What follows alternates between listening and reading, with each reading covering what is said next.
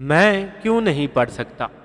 آج کل تو کتابیں بہت سستی مل جاتی ہیں، مگر پہلے زمانے میں یہ بات نہ تھی۔ فقط بڑے بڑے گھرانوں میں کتابیں ہوا کرتی تھی، کیونکہ ہاتھ سے لکھے جانے کے باعث قیمتیں بہت زیادہ ہوتی تھی۔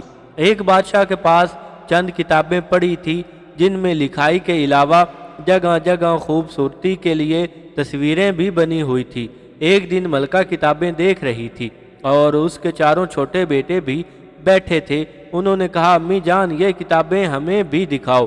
ماں نے کتابیں دکھائی تو تین بیٹے صرف تصویروں کو دیکھ کر خوشی کے ساتھ ورق پلٹے رہے، مگر چھوٹے لڑکے نے کہا، ان میں لکھا کیا ہے؟ ملکہ نے کہا، بیٹا، اس میں ہمارے ملک کی جنگی کہانیاں لکھی ہیں۔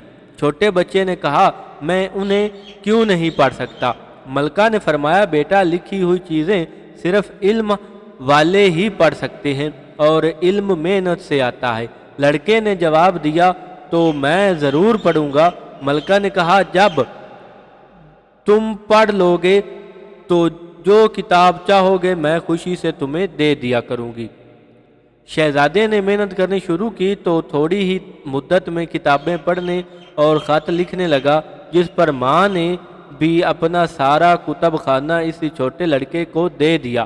یہ شہزادہ الفرڈ اعظم تھا، جو انگریزوں میں ایک مشہور عالمی بادشاہ گزرا ہے۔